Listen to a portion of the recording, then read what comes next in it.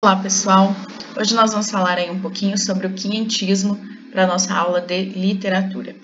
O quinhentismo, ele foi um dos primeiros movimentos literários do Brasil, que começa a ocorrer a partir do século XV com o nosso descobrimento.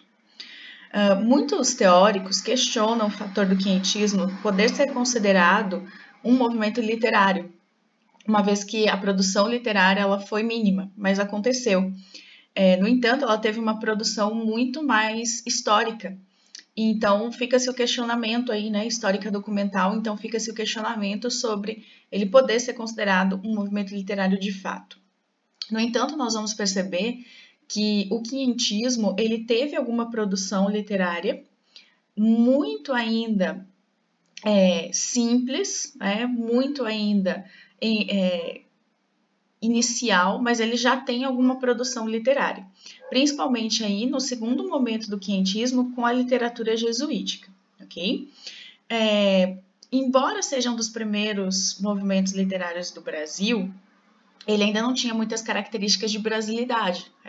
Logicamente que ele traz bastante sobre o nosso país, principalmente na questão documental, porém ele ainda não traz uma questão propriamente específica de brasilidade, características dentro da literatura que lembrem muito especificamente o Brasil.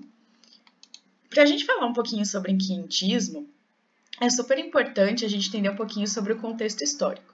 Na verdade, sempre que nós comentarmos sobre movimentos literários, esses movimentos vão estar estritamente relacionados ao contexto histórico da época. Então, entender e compreender os períodos históricos nos ajuda também a compreender muito essa questão de como que os movimentos literários, culturais foram desenvolvidos. O que nós temos aí de contexto histórico, tanto na Europa quanto no Brasil? Na Europa, nós temos lá as grandes navegações, ou seja, o intuito aí de vários países europeus, principalmente Portugal, de encontrar novos territórios para exploração, para enriquecimento da nação, e também rotas opcionais para a questão comercial, uma vez que quem tinha acesso às especiarias eram os comerciantes italianos, que ficavam mais próximos ali da rota comercial. E eles repassavam esses produtos a preços exorbitantes, a preços muito altos. Então, outros países europeus, principalmente Portugal, eles passam a questionar o valor desses produtos. As grandes navegações também proporcionaram que eles encontrassem novos territórios, como foi o caso do Brasil. Nós temos aí também o auge do Renascimento. Lembrar aqui, por que o quinhentismo ele é um dos primeiros movimentos literários do Brasil? Porque na Europa nós já tínhamos outros movimentos literários sendo desenvolvidos, a começar pelo que a gente chama de trovadorismo, que foi um dos primeiros movimentos literários europeu. Então, lá no trovadorismo, nós já tínhamos alguma produção literária com as cantigas, as cantigas de amigo, as cantigas de amor e as cantigas de escárnio, mal dizer, que foram evoluindo.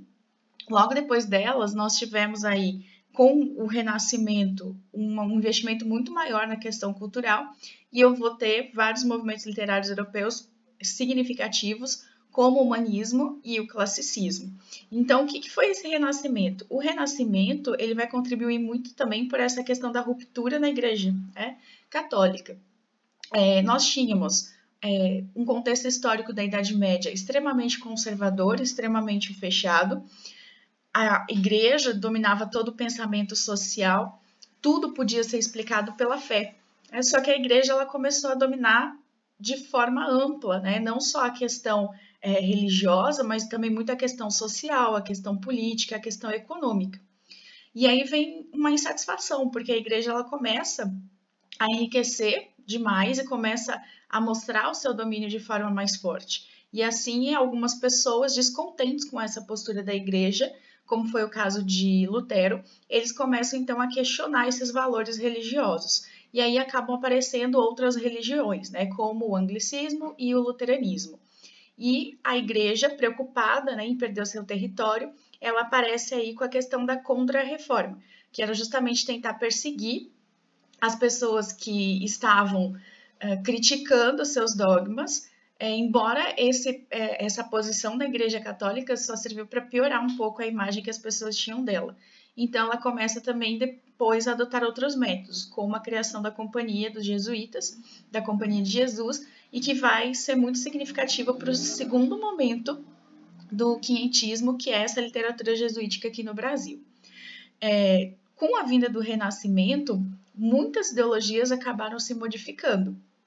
Como, por exemplo, se antes nós tínhamos uma ligação estritamente com a fé, com a questão religiosa, no Renascimento eu vou ter uma relação muito mais forte com a questão da ciência. Não que eles deixem de acreditar na religião, não que eles deixem de acreditar em Deus, porém eles vão explicar outros fenômenos sociais, outros fenômenos do mundo de forma mais racional, de forma mais científica, e não esperavam que tudo fosse explicado pelo fator religioso. Então, o Renascimento ele vai contribuir muito para que as pessoas tenham uma visão diferenciada sobre aquele modelo da Idade Média. Principalmente aí, no final da Idade Média e início do Renascimento, nós temos aí o início da questão da vinda e do desenvolvimento dos burgos e dos burgueses, que também vai contribuir para essa ruptura com a Igreja, né? E todo esse desenvolvimento, toda essa mudança de pensamento, a origem da bússola, acaba fazendo, né, contribuindo para o evento das grandes navegações e, como consequência maior, para a descoberta do Brasil. Nesse inteirinho é que vai surgir a literatura informativa, né, ou o quinhentismo. Essa literatura ela é dita informativa porque ela tinha por objetivo informar ao rei de Portugal, à nação de Portugal, o que foi encontrado na Nova Terra. Então, eles utilizavam muito de gêneros textuais como relatórios, como cartas, como diários e crônicas de viagem. Lembrar que quando a gente fala aqui em crônica, ela não tem a mesma característica da crônica da atualidade, da crônica moderna. A crônica ela muda o seu perfil, ela muda as suas características a partir do século XX. A crônica aqui do século XV e XVI, como o próprio nome crônica lembra, ela vai detalhar dentro de um período cronológico específico o que vai ser encontrado aqui no nosso novo território, tá? Então, cuidado quando aparece essa questão das crônicas de viagem. Ela não tem o mesmo perfil das crônicas da atualidade. Bom, aí então aparece a literatura informativa. Muitos diários de navegações foram feitos, como esse daí que vocês estão vendo. Aqui eu coloquei os mais importantes, os principais, que é o Diário de Navegações de Pero Lopes de Souza, de 1530, o Tratado da Terra do Brasil, de Pero de Magalhães Gândavo, de 1576, e o Tratado Descritivo do Brasil, de 1587, de Gabriel Soares de Souza. Porém, o que foi extremamente significativo para a questão brasileira foi a carta de Pero Vaz de Caminha ao rei Dom Manuel de Portugal. Lembrar que essa carta ela foi considerada a certidão de nascimento do Brasil, porque foi um dos primeiros relatos sobre o que os portugueses encontraram aqui no Novo Mundo. Dessa forma, é importante que a gente faça uma análise um pouco mais profunda dessa carta, considerada a certidão de nascimento do Brasil. A carta, basicamente, ela vai se focar em alguns temas, ela vai focar em alguns fatores muito importantes para depois, para a questão do desenvolvimento dessa exploração brasileira. Primeiro, ela vai trabalhar muito com a descrição, né? Isso é algo lógico, uma vez que ela tem que descrever, que ela tem que relatar tudo que é encontrado de diferente de novo, né, aqui no Brasil. Ela vai frisar muito a questão da nudez dos índios, mas principalmente das índias. Caminha, ele se refere a essa nudez, né? Ele não fala que os índios andavam nus ou pelados. Ele diz que os índios andavam com as suas vergonhas de fora, né? Com as suas vergonhas à mostra. Então, por que isso vai ser algo que ele vai frisar muito? Vamos pensar aí um contexto europeu. Nós temos aí um povo europeu que vem de um clima muito mais frio que no Brasil, que utiliza roupas extremamente pesadas e fechadas, e aí eles chegam aqui no Brasil e encontram os indígenas vivendo de uma forma mais livre, sem a utilização das roupas. Então, isso vai causar um impacto muito grande. O problema é que esse impacto que eles têm, principalmente em relação à questão da nudez das índias, vai contribuir muito para o estupro dessas índias depois, né, na questão da continuação da exploração do Brasil. Então, isso foi um fator bem problemático aí. Outra coisa que eles vão frisar bastante é a questão da antropofagia, né, ou seja, do canibalismo, que vai estar dentro dessa questão dos rituais indígenas. Logicamente que nós temos que entender que os indígenas, algumas tribos, não eram todas, que tinham esse ritual de antropofagia, eles não faziam esse ritual a todo momento ou de forma aleatória. Na verdade, eram rituais específicos e que já fazia parte da cultura de algumas tribos indígenas. Mas eles vão frisar bastante essa questão do canibalismo, uma vez que poderia vir a ser uma preocupação para essa futura exploração brasileira.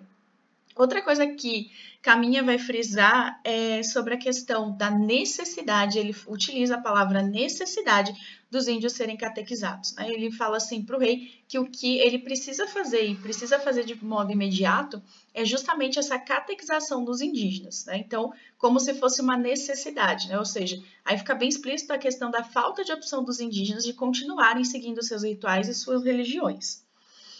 Outra coisa que ele deixa claro para o rei de Portugal e para a nação portuguesa é que o Brasil, embora eles ainda não tenham encontrado nem ouro, nem prata, nenhum metal precioso, ele é um país muito fértil, ele é um país que, segundo Caminha, tudo que se plantar aqui vai dar, porque aqui tem águas, né? Tem muita água. Então, ele acredita nessa fertilidade do país, né? Do Brasil, e ele destaca isso também na sua carta de forma bem incisiva. Aqui vocês têm um quadro que representa um pouquinho essa questão dos rituais, né, de canibalismo, de antropofagia em algumas tribos indígenas. Aqui eu trouxe um trechinho da carta para vocês, que vocês têm, inclusive, no livro aí da Farias Brito também, outros trechos da carta, mas aqui eu trouxe alguns trechos bem significativos que vão comprovar essas características que ele enfatiza, que eu acabei de dizer para vocês, né, a questão da nudez dos índios, a questão da fertilidade do solo e a questão também da necessidade de uma catequização. Vamos ler lá junto para entender o que ele diz.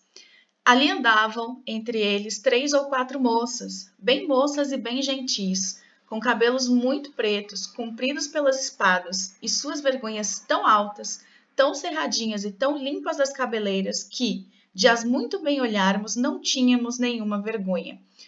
Aqui nesse trecho fica bem claro a questão de como a nudez das índias chamava a atenção deles. E olha que interessante, ele fala, de tanto olharmos, né, de as muito bem olharmos, nós já não tínhamos mais vergonhas de olhar. Então, esse fator vai contribuir muito como uma justificativa à questão da nudez, até mesmo para a questão dos estupros, tá? Seguindo lá. Nela, até agora, não pudemos, né, nela no caso aqui, a terra, não pudemos saber que haja ouro nem prata, nem coisa alguma de metal ou ferro, nem lhe ouvimos. Porém, a terra em si é de muito bons ares, assim frios e temperados como os de entre Douro e Minho, porque neste tempo de agora os achávamos como os de lá. Águas são muitas, infindas, e em tal maneira graciosa que, querendo aproveitar, dá-se-ar nela tudo, por bem das águas que tem. Então, nesse trecho aqui, ele deixa bem claro sobre a fertilidade da terra e como nós somos privilegiados da questão da água, né? De termos águas infindas e muitas. Né? Então, e ele deixa bem claro, se querendo aproveitar da terra, tudo que se plantar aqui vai dar. Né? Continuando, porém, o melhor fruto que nela se pode fazer me parece que será salvar esta gente. E esta deve ser a principal semente que Vossa Alteza em ela deve lançar. Quando ele fala que salvar essa gente, ele está falando justamente sobre a catequização dos indígenas, né? Ou seja, trazer a questão da religião católica, principalmente, para esse território e salvar os indígenas que tinham rituais e religiões diferentes das europeias. Então, gente, isso deixa bem claro já essa intenção que o português vai achando, vai buscando aqui na nossa terra, e a gente vê tudo isso se intensificar com a consolidação e a expansão do descobrimento e da exploração do Brasil, tá? Bom, logo depois, então, que nós temos essa questão da literatura informativa, que vai informar, né, Portugal sobre tudo que foi encontrado aqui e vai se expandir bastante essa questão da exploração e da fixação de Portugal no Brasil, nós vamos ter o que? A literatura jesuítica, porque como Caminha mesmo diz, o que o rei pode fazer é salvar esta gente. Então, acaba se mandando, né, com a Contra-Reforma. A igreja ela cria a Companhia de Jesus justamente para tentar abarcar esses novos territórios que estão sendo descobertos e é enviado aqui para o Brasil essa Companhia de Jesus, que vai fazer esse trabalho de catequização dos indígenas, né? Agora, lógico, reflitam bastante que essa questão do trabalho catequético, ele não é só uma questão religiosa. Logicamente, ele tem um fator muito expressivo e muito forte religioso. Mas uma das principais funções também dos jesuítas era ensinar a língua portuguesa aos indígenas. Nós já comentamos em sala de que o fator linguístico, né, o fator da língua, ele também foi nesse período um fator o quê? De exploração, de dominação.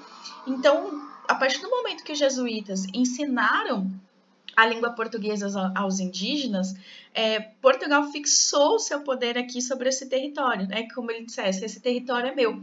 Então, aí nós temos dois fatores importantes que vão ser desenvolvidos a partir da literatura jesuítica, que é a questão da religião, da imposição da religião católica, e a questão também de uma imposição linguística, né? Que seria da língua portuguesa aí aos indígenas. Uma vez que eles não tiveram, na imposição, porque eles não tiveram o poder de escolha. Nós temos aí como um representante bem expressivo dessa literatura jesuítica o padre José de Anchieta. Tá? Ele utilizava muito de alguns métodos, de algumas metodologias para fazer o ensino aí dos indígenas em relação à religião. Ele estava muito dos teatros, o que a gente chama de autos, né? Autos são aqueles teatros que têm características, que têm princípios religiosos. Então, ele usava muito dos autos, de muitas encenações de cenas da Bíblia que envolvessem a vida de Jesus, a vida dos santos, as passagens do Velho Testamento, né? Para justamente tornar mais didático essa questão do ensinamento da religião aos indígenas. Porém, muitas vezes esse ensinamento ele acontecia meio que de uma forma mecânica.